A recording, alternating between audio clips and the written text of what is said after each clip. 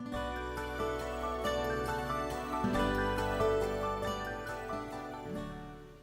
everyone, today is February the 14th. And one of the things that you may or may not know about me is that down inside, I'm really kind of a goober. I'm a goober who loves her family. I'm a goober who loves her God. I'm a goober who loves the Word of God.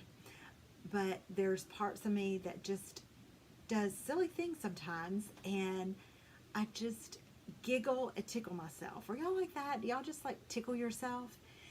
So I am tickling myself down inside because I really want to sing something right now. And I'm going to. When I did not even think about when I named the lesson today. I didn't think about the name. I just put it as what came to my head, and I typed it in, and I printed it out, and it came up here, and to record. And in my head, I'm singing. We're following the leader, the leader, the leader. We're following the leader all day long. So there you go. You can sing it all day long now. Because here's the great thing about God is he's a great leader. Number one, he's a great, great leader. He knows exactly where I need to go and when I need to go. And he is going to take me to the coolest places. Even if they're places that I don't understand, even if they're places where I am way out of my comfort zone and I don't know a soul, which happens quite often in my line of work. I get on a plane and I don't always have someone going with me, and I'm getting on a plane, I'm getting up in the air, I'm landing, and I'm meeting someone that I don't know. Only through email and through pictures and conversations on the phone have we talked, and I'm getting in the car with them, and I'm going and I'm standing on a stage and I'm teaching to people that I don't know. But inevitably, there is something so exciting that happens in that adventure. Following our leader will always lead us where we need to go, and always take us to the most adventurous places, especially out of our comfort zones. I know I keep saying that, but we have to remember these people are wandering around right now. They could have already been to the promised land. And if you remember from the very beginning, when they came out of Egypt, God said, I'm not going to take them the shortest route, because if I do, they will likely, they'll run into obstacles, and they're going to turn around and want to go back to Egypt. Well, they wanted to go back to Egypt anyways, but in this place of wandering, they're learning a lot about God. So when we follow our leader, the adventures are nonstop. They are crazy fun. They are trust building and faith strengthening. And I just want to point out that the theme of trusting and obeying continues. And I said that, I know at the very beginning of our study together, this is going to be the theme of the Old Testament, is obey me. I will be your God. You will be my people.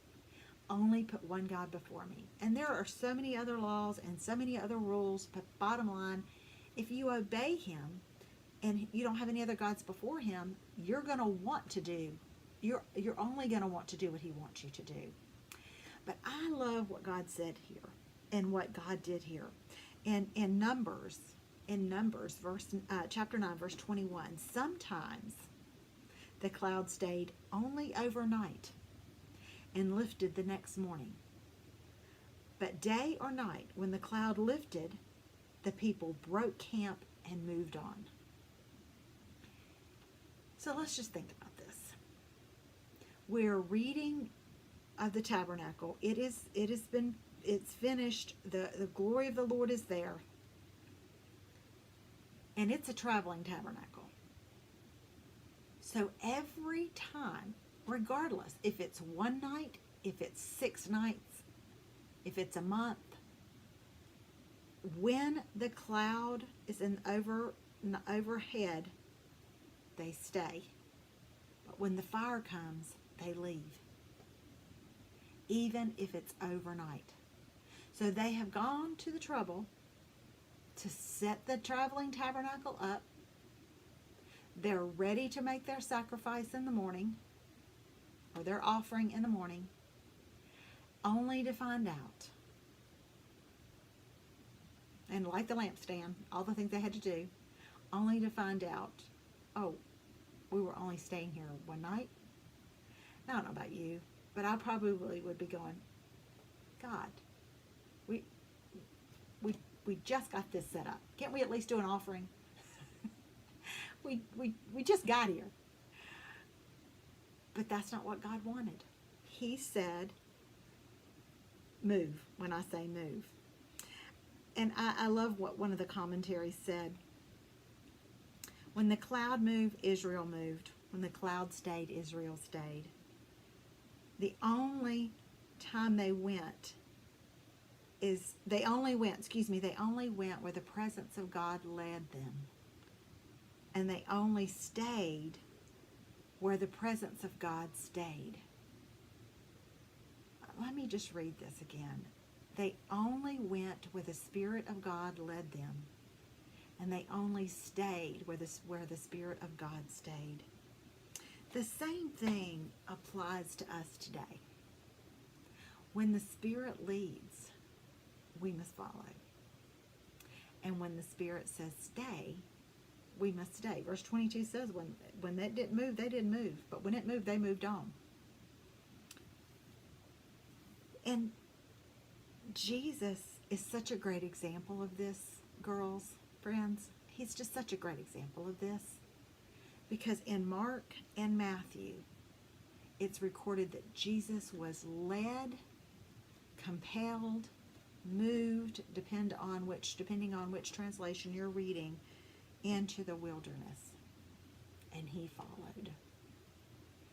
He went where the Spirit went. And if Jesus went where the Spirit went, if Jesus moved when the Spirit moved, who was fully God and fully man, then that's what we should do. Go where the Spirit goes. And you might be saying, well, how do I know where the Spirit's telling me to go? How do I recognize the Spirit's movement in my life? Oh, I'm so glad you asked. This is how. Right here. This Bible. This book. This is how you know. Was it going to tell me to move to San Francisco? Was it going to tell me to quit my job? Is it not specifically? No, it won't. Thou shalt move to a new neighborhood.